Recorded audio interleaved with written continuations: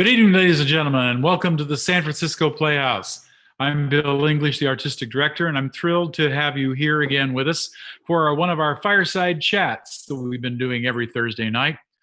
We've been talking to many of America's great playwrights, local playwrights, nationally known playwrights, and I thank you so much for being with us.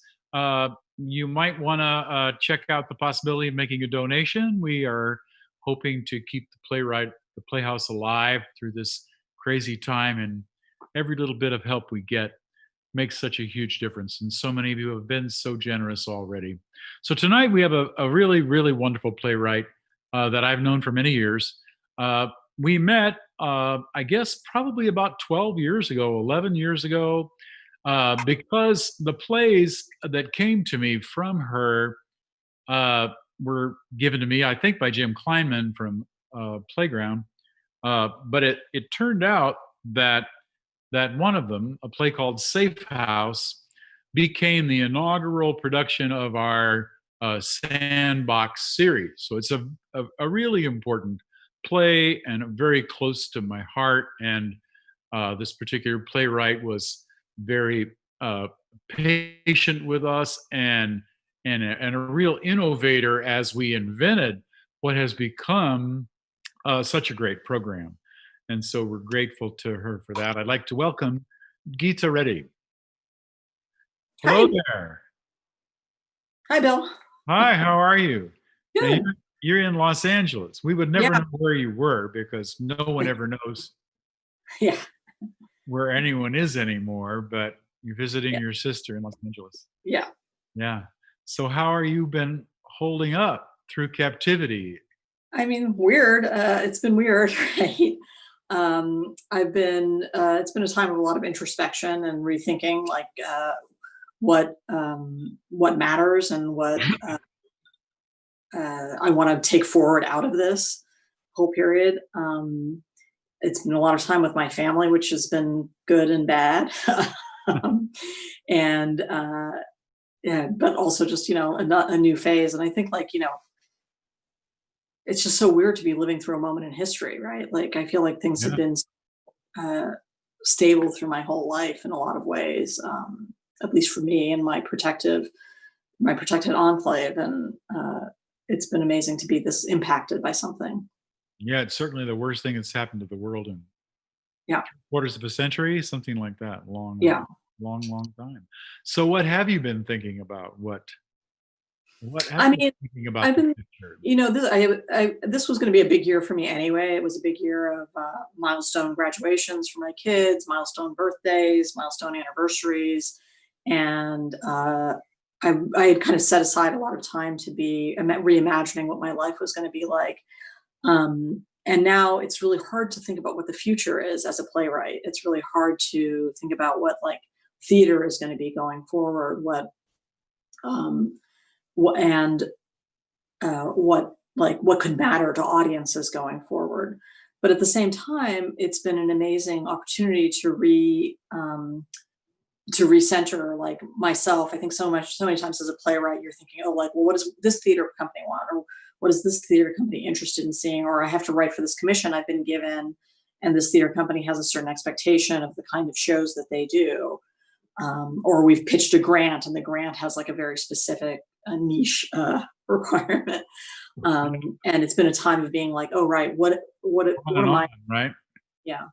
So, But now you're sort of focusing on what do I want to write? What do I have to say? And that's I often describe playwrights as the prophets of our time because I think you all have kind of very sensitive antenna and pick up more from the world and are able to somehow condense all that crazy information into a story which helps us see ourselves or see the boat we're in and who we're in it with. And so I'm very curious to what playwrights are thinking about that they're right at the now. beginning of the pandemic, that word came up, essential, right? There were the essential workers Right. and there were the unessential workers.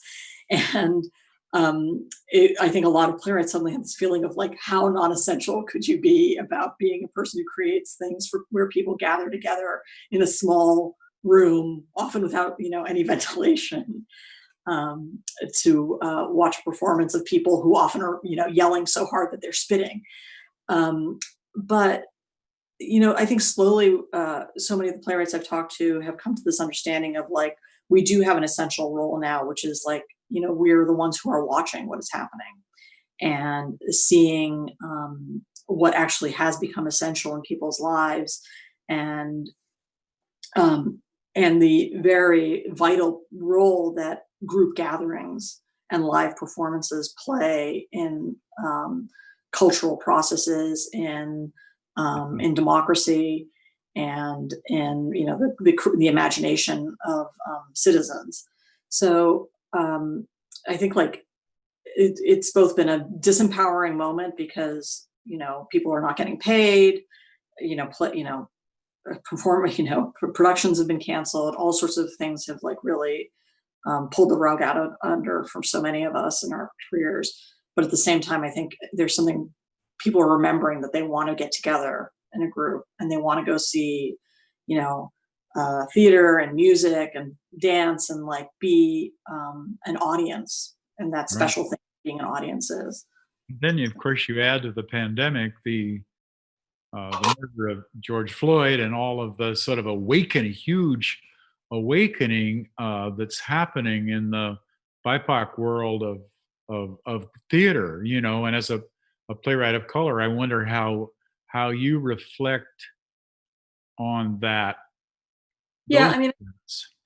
I had been reflecting on it for a long time, but I think it is like there's something weird about making theater in this environment of inequality, particularly in the Bay Area, where so many people are so rich and they support the arts so little.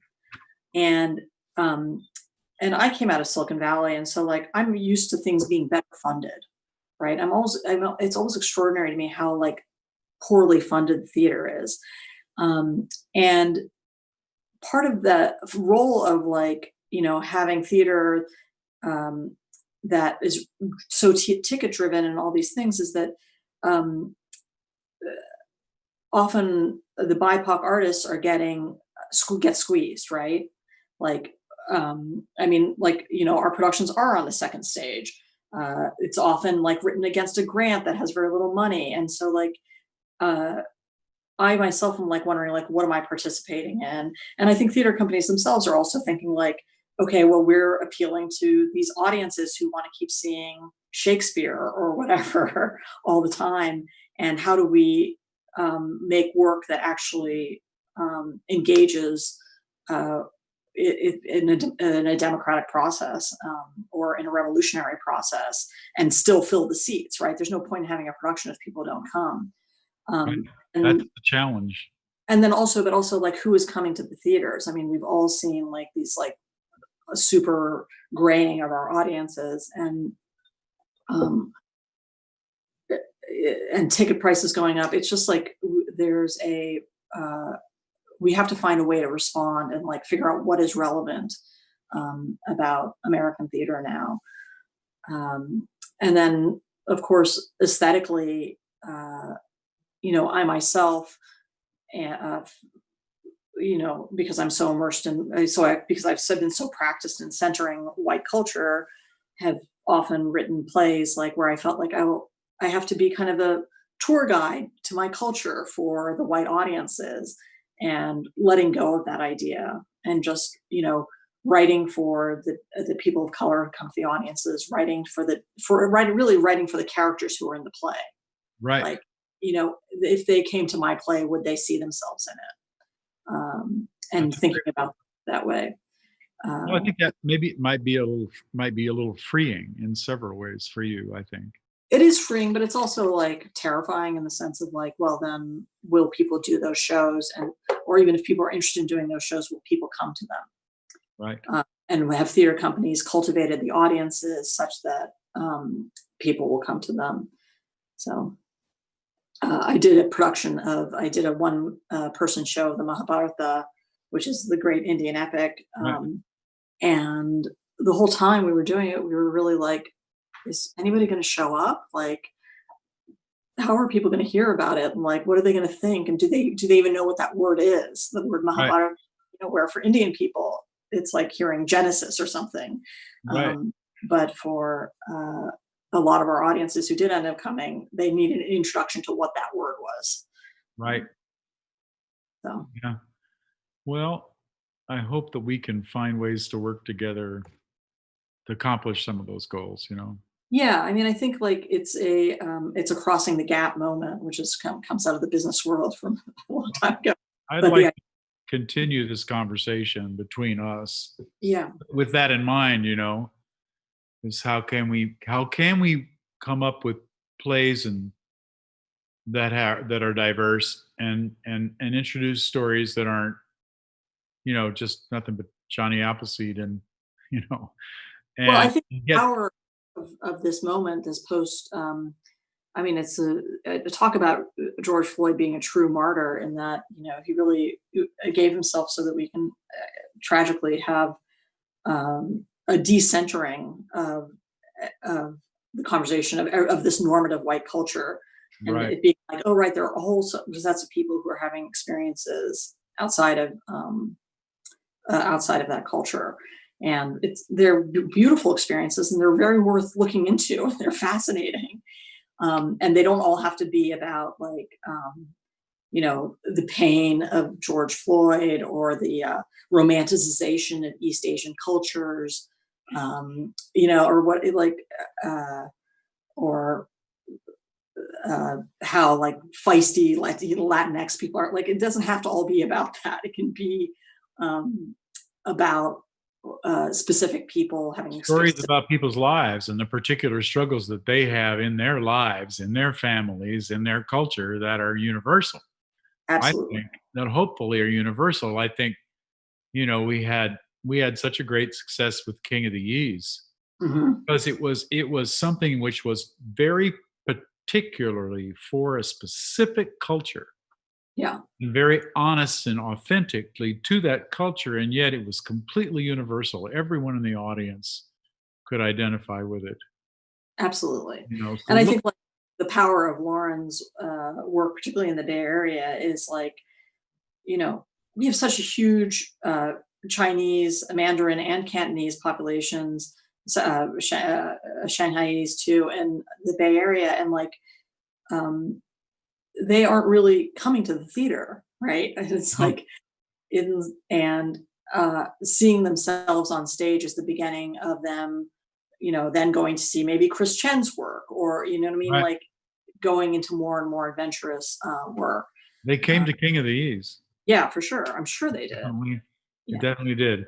The combination of the title and the Right. proximity of the community was Yeah, just of course. kind of a gold mine, but if you can do it once, you can do it again. You have to really, really devote yourself to working hard at it. And Well, I and think I think like that's really important. I'm involved with a South Asian company in the South Bay, and right. they were telling me about how like whenever they have a show with any Indian theme, they get a call saying, "Oh, can you publicize it?" But then the theater companies don't necessarily like do other outreach for their other shows too, Right. or do swapping and bring their audiences down to see their shows. Like so that there's an exploitative there has been an exploitative sorry, Exploitative, yes. exploitative quality to the relationships between larger companies and smaller companies. I think it's really important for American theater to like uh, reassess what it's doing structurally. Like, why don't we have more people coming to the theater who are young? Why is it so financially strapped? What are we doing politically as a group to get the funding we need to keep it alive during this period of inequality? And of course, what is the programming that matters and can make space for people? Right. Uh, Well, perhaps fortunately, we have this nice long intermission during yeah, which we can come to grips with a lot of those questions and yeah, try to find ways to just sort of re-engage our audience. I mean, I think theater has been moving in that direction for some time, but yeah. slowly, not enough. I mean, you must have seen that letter, the "We See You, White American Theater," and I Oh think, yeah, like, for sure. of course, and that I think, like, a lot of the outrage that's coming out now is about, how tentative everybody is, and, like, I think, like, theater in some ways is, like, the best place to be brave because in a lot of ways the stakes are so low right now. So, Yeah, like, oh, why not be brave? Why not, like, do the extraordinary thing, and see what happens? why not just dive in? Yeah, Yeah. I mean, I think it's, I'm speaking to myself as much as I am for to. sure. You are. You Yeah. are. Well, so I how did you? Because you have a you mentioned that you come from Silicon Valley, so your background and your training are in the sciences, right? Yeah. I mean, I did an undergraduate degree in astronomy and physics. And then, I was always a computer person. My father's a computer scientist. And I started working in software and was a software consultant really until I started having kids. And at that time, I had like a little midlife or early midlife quarter life crisis, and took a playwriting class from John Fisher, the brilliant John Fisher, and a bunch of the people from that class, like Cass Brayton and Tom Miller, uh, started entering a playwriting competition called Playground, which Mm. was so instrumental. And what was great about Playground was that it was kind of an open door in the theater at that time, where they had open submissions. Right. And um, I submitted once, didn't get selected, submitted the next time, got selected, and it was just a great evening. That was the night I met Aaron Loeb, who's still my great friend. And Well, Aaron came from Playground as well. yeah, and He so got we started. came up through together. And then there was that wonderful like conversation and competition between us where it was like, you know, he would write a play and I would see something in it and I would kind of respond to it the next month, and it just had that great growing. And then Playground also as an organization started growing and started commissioning playwrights, and they commissioned me, which is how Safe House came to be, which Well, how was Safe House came to be and how distant not what is it? Shooter, first person shooter first person shooter. was Yeah. also a Playground commission, and Yeah. Safe House was as well. So you really that was an institution that really gave you a big leg up on that. You know, Yeah, no, I mean, Jim Kleinman continues to be a great, and I think like Unsung has always really focused on gender equality and has really struggled and tried hard to recruit people of color into the playwrights pool. yeah. Um, and it really is it's super empowering to see your play go up on, because it's a short play competition. So to see your play go up on stage and just to see that it works, and to know that you weren't selected because you were a person of color or a woman or whatever, is because the play was good. And that's like really an empowering Right. gift that program gives to new playwrights. In fact, we've started this series that we're doing Monday nights called Zoomlets. Hmm. Sort of they're 10-15 minute plays like Playground, but they're director driven. So the director introduces the play to the audience and then picks the actors and then gives the actors instructions. They read the play and then they talk about it afterwards. And then maybe do a part of the play again, So it's kind of like being a fly on the wall at a first rehearsal. The And I'm rehearsal. thinking maybe I could get a play from you for that series. You, Sure. because one of your favorites or something that you thought would be good. We do them every Monday night, and they, do them with a variety of directors, and it's been great fun, and people seem to have enjoyed it. So you've done something else that I'm really interested in. You two times with two of my very favorite playwrights. Uh, so obviously, you and I have very good taste in playwrights. Yes. With And with Aaron Loeb and Lauren Gunderson, you co-wrote a play with both of them. yeah. So I'm curious, how was that? How was that co-writing a play? Um, it was great, actually. And I mean, they're both such masters of the craft. I learned a lot from them, and I hope that I contributed as well. But uh, what was wonderful about it for me is that I tend to uh, not be great at like managing my career and finishing things. And so it was nice to have the structure of collaboration to keep propelling it forward. So I wasn't just, making orthodontist appointments and, checking in on consulting gigs or whatever, and keep my writing going forward. But the other thing that was wonderful about it was uh, learning how to find a specific voice that you could share between the two of you, kind of the Venn diagram of your voices, Right. um, and to work on structure together was really um, fascinating. And then also because I had existing friendships with them, I think there's that thing that happens where you like really care about the work, but you also really care about the friendship. And so that you get a true collaboration as that's happening, and it can let something extraordinary happen, or just in the case of the play that Aaron and I wrote, just a kind of a rip roaring fun play. Yeah, I saw that one. I'm Yeah. afraid I didn't see the play about Henrietta Lacks, right? Yes, yeah. Which you did with John, Over theater, yeah, with John Tracy. Theater Yeah. First. Yeah.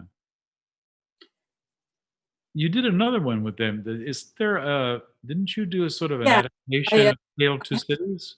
Yeah, I had 2 plays last year. I had, Far, Far Better Things in the spring, which was Theater First and Shotgun, which was, part of my Gerbode grant that I had gotten.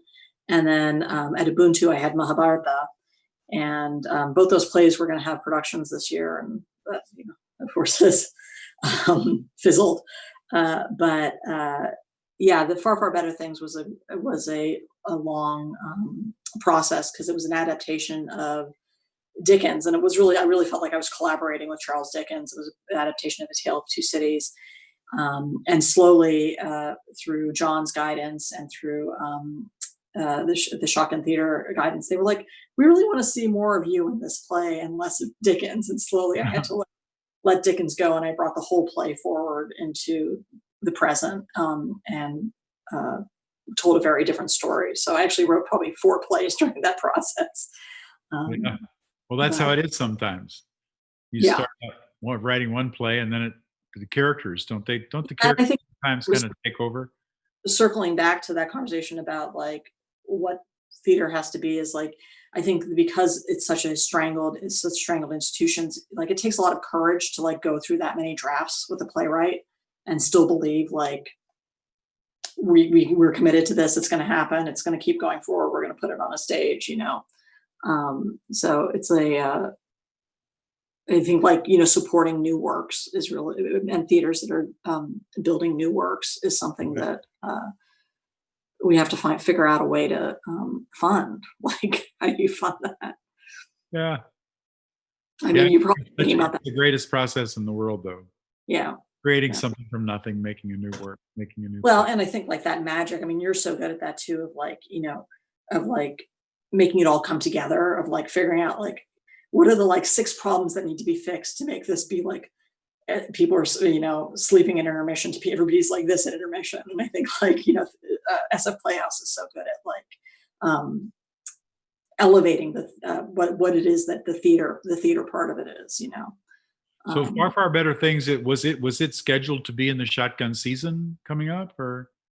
no, it was going to be at a different at the South Asian company Oh. in San Jose. Yeah, Oh, and they're awesome. going to do a reading of it, and then we were hoping to redo Mahabharata with Ubuntu at Z Space. So anyway, we'll see. Well, There'll be hopefully years where there's no pandemic, right? yeah, Some in the hopefully future. both those things will happen. Yeah.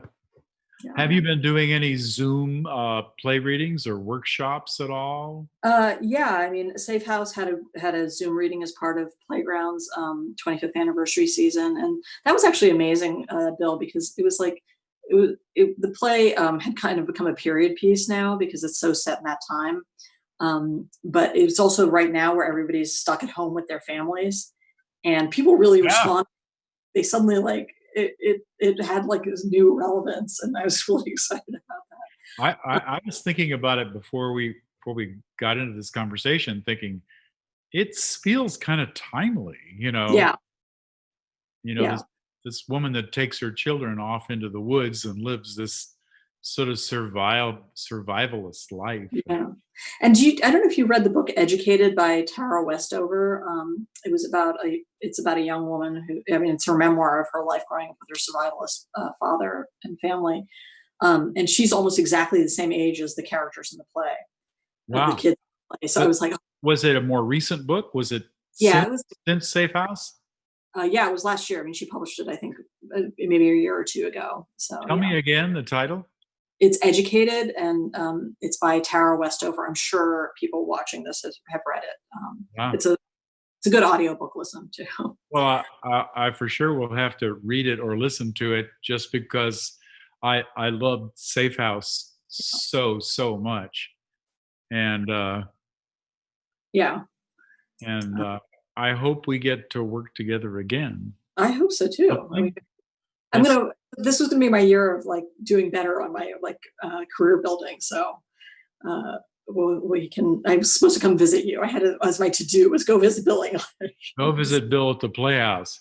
Go visit Bill and Susie was my to do. So, Yeah, well, here we are visiting, and we'll get that process going because I always want to work with you and think we could come up with something fun yeah, and universal and grounded in culture that yeah. could be really And what I really really like about wonderful. working at local theaters is that like theater is can be so specific to the local audience, and like really writing something that like, I mean, it can be universal outside of it, but like really that like Bay Area people would really it speaks to them in our time right now in our place. I think is what's so great about theater, right? I don't think you can start out trying to be universal. I think you have to discover a kernel of a very specific real truth in relationships, and then people will see Yeah. themselves in it, even if they're not a part of the culture in which the story is taking place. There are basically themes of parents and children and grandparents and survival and work and raising children while you're trying to be a playwright or an artistic director Right. or like all of the above. But Yeah. at any rate, thank you so much for joining me. Sure. It's just a good. It's like I think of these little chats as kind of the beginning of a conversation. Yeah.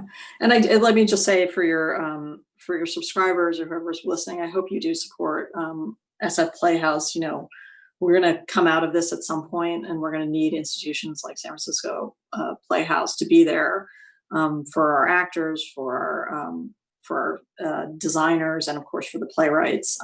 And you know, we're also grateful for the leadership that both you and Susie continue to show in the Bay Area. So thanks, Bill. Well, thank you, and thank you all for tuning in to the Fireside Chat this week. We will coming Monday our Zoomlets. I was talking about our Zoomlet series. Next Monday, we're going to have a wonderful short play, "The Walls Come Tumbling Down" by Genevieve Jesse, who you probably may know from Playground.